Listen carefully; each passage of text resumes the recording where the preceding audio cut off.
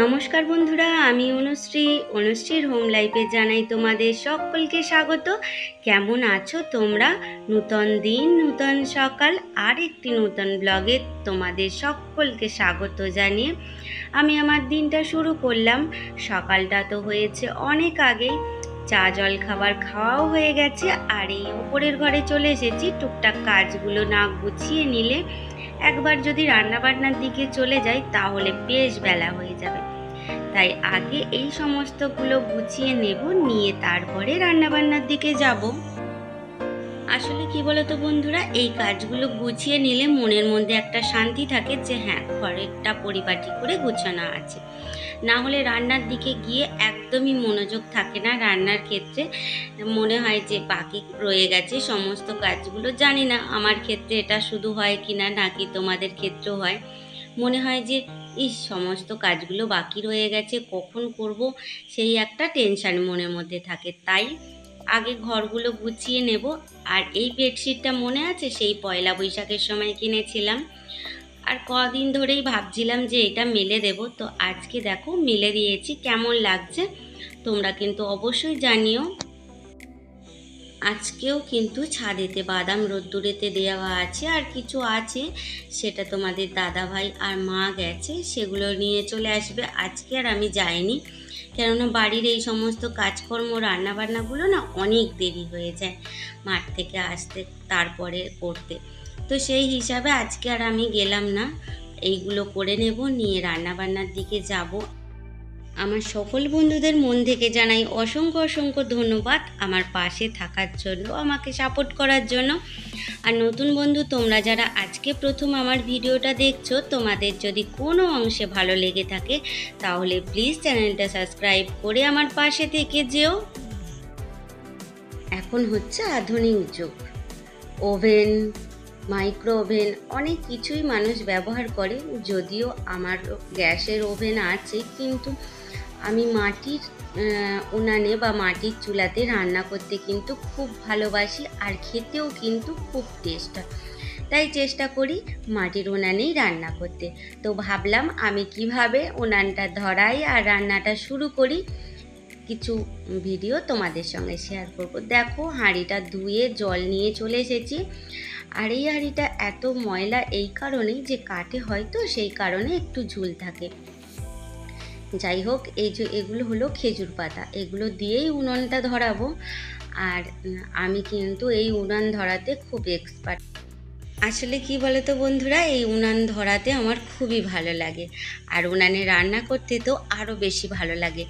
যদিও গ্রীষ্মকালে একটু কষ্ট হয়, কিন্তু শীতকালে, বর্ষাকালে খুবই ভালো লাগে। শীতকালে বিশেষ করে তো খুবই ভালো লাগে। আর এই কাঠের উনানের রান্নার টেস্ট কিন্তু খুব ভালো হয়, আর গ্যাসের প্রবলেমও হয় না। সবটা তো আর শেয়ার করা যায় না, তাই ভাতটা আমার হয়ে গিয়েছিল। এখানে পেঁয়াজ, কাঁচা লঙ্কা, বেসন আর অল্প পরিমাণে ময়দা নিয়েছিলাম।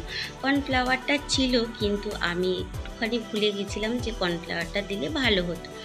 যাই হোক, এইটা হচ্ছে মাছের ডিম, একে ভালো করে চটকে নেব, নিয়ে ছোট ছোট আকারে বড়া করে নেব।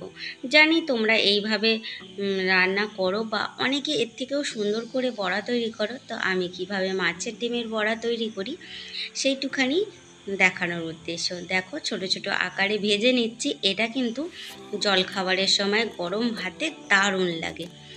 আর এই পকোড়াগুলো পেলে মনটা কিন্তু খুব ভালো হয়ে যায়। মাছ সারা বছর খাওয়া যায়, কিন্তু এই যে একটা সিজন আছে মাছের ডিমের, এই সময় মাছের ডিম কিন্তু খেতে খুবই ভালো লাগে।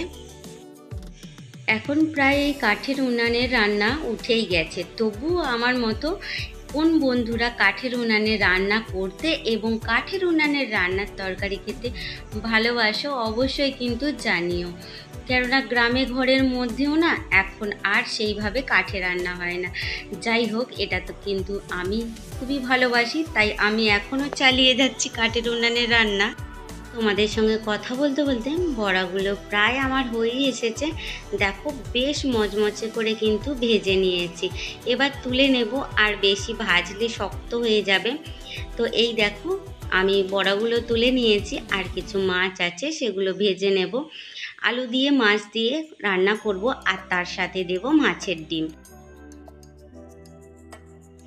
এই যে বাকি মাছের ডিমটা এইভাবে ভেজে নেব। এতে কিন্তু কোনো বেসন দিইনি, খালি লবণ দিয়েই রাখা আছে। আর এটা কিন্তু ছোট ছোট পিস করে নেব এইভাবে, তাহলে তরকারির সঙ্গে বেশ খেতে ভালো লাগবে, মাছের চাকার মতো। আর খুব একটা বেশি ভাজার দরকার নেই, মোটামুটি একটু ভাজা হলেই হবে। এই গরমে বা বাকি সময়েও আমি বেশি আদা রসুন দিয়ে রান্না করতে ভালোবাসি না, সাধারণভাবে খুব সিম্পলভাবে রান্না করতে ভালোবাসি। তাই তেলের ওপরে দিয়ে দিলাম পেঁয়াজগুলো একটু ভাজা ভাজা হতে তার মধ্যে দিয়ে দিয়েছিলাম আলুগুলো। পরিমাণ মতো লঙ্কা গুঁড়ো, হলুদ গুঁড়ো, লবণ দিয়ে ভালো করে কষিয়ে জল ঢেলে দিলাম, দিয়ে কিছুক্ষণ হতে দেব। আর এই দেখো কিছুক্ষণ বাদে ফিরে এলাম, আর এই যে ছোট ছোট হচ্ছে মাছের ডিমের বড়াগুলো ছিল সেগুলোও দিয়ে দিলাম, আর কয়েক টুকরো মাছ ছিল সেগুলোও দিয়ে দিলাম। দিয়ে বেশ শুকনো শুকনো করে নাড়াচাড়া করে নামিয়ে নেব। খেতে কিন্তু দারুণ লাগে, দেখতে খুবই সিম্পল রান্নাটা, খেতে কিন্তু অসাধারণ লাগে। আর এটা করে নিচ্ছি আম দিয়ে আর মাছের ডিম দিয়ে টক, এটাও কিন্তু দারুণ লাগে। আমের টক আমি অনেকবার শেয়ার করেছি, তাই আজ সেইভাবে শেয়ার করলাম না, খালি মাছের ডিমটা অ্যাড করে দিয়েছি। দেখো একটু নাড়াচাড়া করে নামিয়ে নেব। আর এই যে আমার হয়েছে মাছের ঝালটা, কেমন দেখতে হয়েছে তোমরা অবশ্যই জানিও, খেতে কিন্তু অসাধারণ হয়। তোমরাও একবার বাড়িতে ট্রাই করো, নিশ্চয়ই ভালো লাগবে। আর এই ছিল আমার মাছের ডিমের টক। দুপুরে আর খাওয়া দাওয়ার পরে বিকেলে তোমাদের সঙ্গে কিছু শেয়ার করা হয়নি, এটা হলো একদম সন্ধ্যাবেলায়। আর এই দেখো বেলফুলগুলো কয়েকটা ফুটেছে, আর বেশ কয়েকটা ফুটেছিল আগে, সেগুলো ঝরে পড়ে গেছে। রাত্রেবেলা ফোটে সাদা ফুল যেহেতু, আর এই যে পড়ে যায় ঝরে, মনটা খারাপ লাগে। কিন্তু এখন দেখছি এত সুন্দর পরিমাণে সুগন্ধ বেরোচ্ছে আর হাওয়া দিচ্ছে, তো খুবই ভালো লাগছে।